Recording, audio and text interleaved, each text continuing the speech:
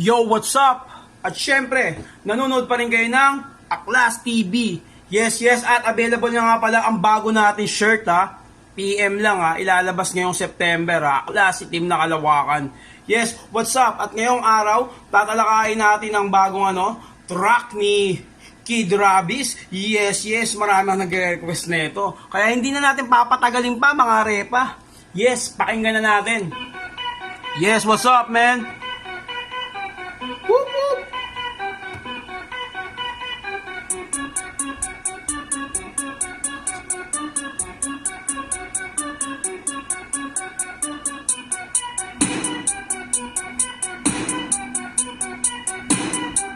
Lutong ng drums no? So kaya producer nito. Galing din ang producer nila no?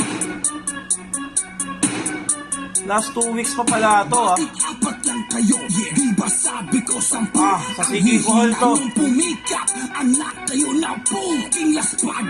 Sausaw pa tong sismag. Sasabit-sabi sa district, pero bakit para kang nangingilag?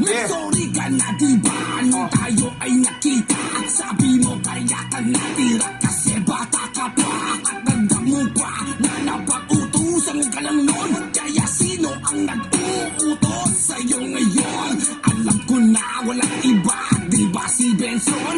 Yung rapper na mahina ang reading comprehension. Nagpakita ng litrato kung may connection. Nagpa-picture ka lang gago nung naganap ang eleksyon. O ano booking, kapitan sa ulo, sige kamot. Mapapahiya ka sa'kin kasama ng 3 mong tanod. Rap game to, di ba? Yung setup na yun, no? Yung, siyempre si Kapitan, di ba? Kapitan Abadon.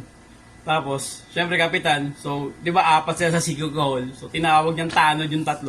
Siyempre Kapitan, tapos tanod. Ewan ko, ganun yung pagkakagits ko. Boy, kaya huwag magkalat sa Sige Kohol. Ikaw ang pinakamahina sa lahat. Tapos, kung mapapansin nyo, yung first verse ni, ni Joti, hindi pa ganun kalakas. Sakto lang, kumbaga, ano lang. Pumipitik-pitik lang. Hindi pa todo agad. Ano lang. Kumbaga, typical, standard. Tapos, pansinin nyo rin yung atake nila talaga na taglish na bumabagay. Napapansin ko yan, ang galing nila sa ganun eh. So, pakinggan na natin yung hook. Parang mapapaganong ka eh.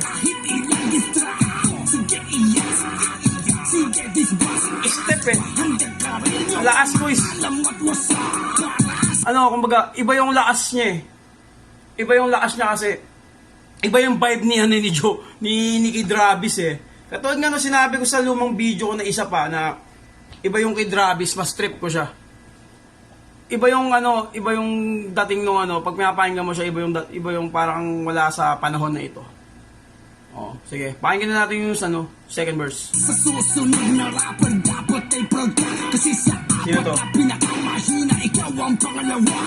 Ikaw Kian. si Kiyaw, piling biktimang sausaw. Aping-api kung umapila, bulok na ang galaw. Naghahanap ka ng pag-ibig sa distract na paano ka? Paano kami maniniwala, baby ka palang kupal ka na. Huwag kami ungga, balik na sa lungga. Wala ka pang tugma na pang mandirigma. Ang galing nung huwag kami ungga, balik ka sa lungga. Wala ka pang tugma na pandirigma. Ang galing nung ganung tema, pakinggan na natin. Kupal ka na, huwag Ang galing nung part na yun. balik na sa lungga. Ulit natin, tingnan mo. Ang galing nung part na yun tingnan mo. Yung parang kumakamot eh. Kumakamot siya eh. Wait lang pakinggan ulit natin yun Gusto ko yun eh. Paniniwala, baby ka palang kupal ka na. Huwag kami ungga, balik na sa lungga. Wala ka pang tugma na pang mandirigma. Diba? Dumako tayo sa pangatlong Kumbaga rin talagang sukat eh. Magaling talaga to si Joti eh, no? Magaling talaga si Joti eh, no? Mawag ba sa'yo si Katar na mahina? Ang kauna-unahang ungga, balik na sa lungga. Wala ka pang tugma na pang mandirigma.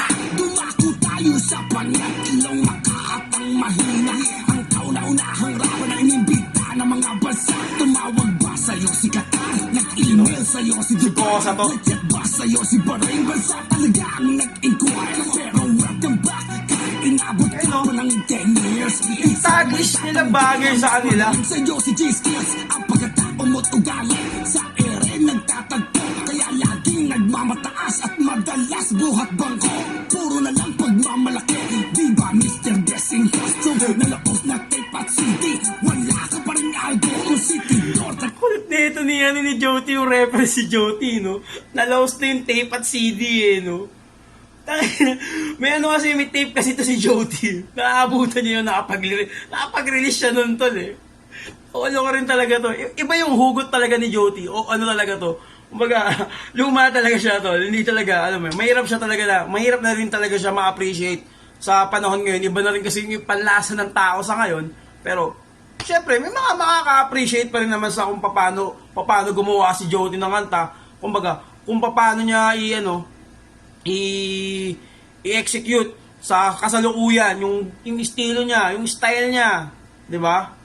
Yes, tuloy na natin. Taga-sigit, taga-bipit ng ekstrang basura. Para saan pa yung kanta mo na mahal kong kultura? Kaya sige, disband, eto na ang yung chance. Pang main act daw siya, pero pang product ang performance. Sa mukha mo dapat kinahig logong rare kasi titigan yung mabuti. Hap Jimmy, hap Jose, sige iya.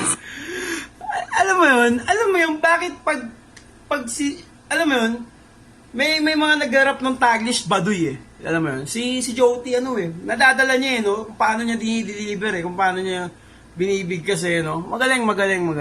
Iba din. At ayun, nasa bandang gitna na tayo. Pakinggan natin yung pangalawang chorus bago mag third verse. Yes. Jimmy, hap Jose, sige iya. Sige disband, nanamin yung ang balik ko kahit ilang distract. Sige iya. Kasi no, Hanggang ka rin yung mamaalam at wasak-wasak. Sige iya. paano no? Sige disband, nanamin yung ang balik ko kahit ilang distract. Sige iya. Ang ganda nung pangalawang chorus kasi kung mapapansin nyo, yung unang chorus isang ikot lang na gano'n. Ito, dalawang ikot eh. Bumobuelo, papuntang third stanza. Mapapansin mo kung paano nila paano magsalansan si Joti, tol. Henyo rin to si Joti eh. Iba lang talaga yung approach rin niya. Saka nasa ibang era lang talaga yung estilo na ginagawa niya. Pero hindi ibig sabihin nun, baduy yun, tol. Appreciate lang tayo. Okay? Tuloy na natin bago mag third verse. Sige disband, hanggang ka rin yung mamaalam at wasak. Pang-apat na mahina, siyempre walang iba. Matulin lang mag-rap, pero siyempre walang tira. Sa amin ka pa nagreklamo nung tayo'y nasa Asmag. Araneta. Na ang kita mo sa probinsyano, sabi mo barya-barya. Huwag mo itanggi nung iapat kami na nakarinig sa iyong mga Yung beat eh. Tapos ngayon, makikidis Parang nakaka-headbang eh. Saka nakakagalaw eh. sa every puta hugas kamay. Kesyo respeto dito, respeto doon. Puta yan yan, wala ka mabubuyo dito. Meron ka lang iniiwasan. Uso na ba ang arboran? Paano kung arboran kita? Total Saka yung lagkit sa arte nung pagkakaano ni parang inaano ka eh. Parang ang nilalapa eh. Ganun yung ewan, dating lang sa kanya. wala namang silbi kasama mong tatlong tanga. Kaya balik patunayan mong may bubuga ka. Huwag mo hayaan ng tao pag-isipan ka na bobo ka. Kaya Ang kulit nung ayun kakatawad nung linya na yun. Huwag mong pagyaan yung tawag ko. Yung ibang atake ni Jody talaga parang talaga luma talaga. Tapos parang nangaasar lang no. Inaasar ka lang. Talagang kumbaga ito yung standard na standard noon.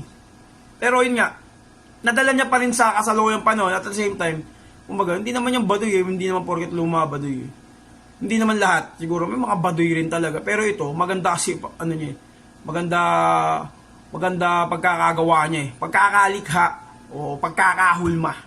Yes, ituloy na natin. pero hugas kamay bago mag-status ka. At bago ka manita, siguraduhin mong malinis ka. Douglas. Come on, yeah. Mas pipilitin ko na lang mag-suicide gamit ang lubid. Kasakamunin nyo kami na ma-break ang record ng kumanta ng stupid. Love, pare sino ba ang nasiklaban? Nang tinitigan ko halos, ako'y pareng nasikmuraan. Kasi pare, ang mga tira nyo ay walang kalilong linaw. Sabi nga ng sirkulo, tatlong bugok. Mga tungaw, ewan ko ba, ang dami nila kumakalat ang mga laki. Mga mongoloid na aso na hugis tite. Di ko masabihin ng diretso pare, ay alam nyo yan, pangalan nyo. Nakikita ko lang sa basura. Mas makasareno. Pare lahat kayo walang papel pagkat di pa dumarating men ang truck ng Yayonel. Tapos si sasabihin mo kami ang bully? Hindi kaya ikaw? Sa tingin mo? Yeah. At ayun, syempre, hindi pa rin tayo binigo ni Joti, ni kay Drabis, hindi talaga tayo lagi niya bibigoin. Maganda rin yung pagkakagawa, syempre. Alam mo, sa totoo lang, parang mas okay nga lang kay Drabis na lang kahit wala na yung dalawa. Mas maganda mas maganda lumaban to si si kuya mo kay Drabis Saka, yun nga, yung taglish niya, malaking bagay yung hindi nagmumukhang baduy sa'yo yung taglish na dadala mo. Konti na lang nakaka-appreciate sa ganun. Kasi nga, syempre, luma na yung ganun Pero yun nga, magaling. Yes. Dahil dyan, bibigyan natin yan ng 9.2. Yes, out of 10. Syempre, malaking puntos din yung beat. Ang ang angas Ewan ko, kung kaninong beat o sino producer nito kasi wala dito sa sa description Yan. So, dyan na natapos ang ating Aklas Fair Views. Yes, huwag nyo kalimutan mag-subscribe, mag-share, mag-comment. Yes, dire-diretso lang tayo. Available na nga pala bagong merch natin, Aklas Team na Kalawakan. What's up? I'm out. Peace.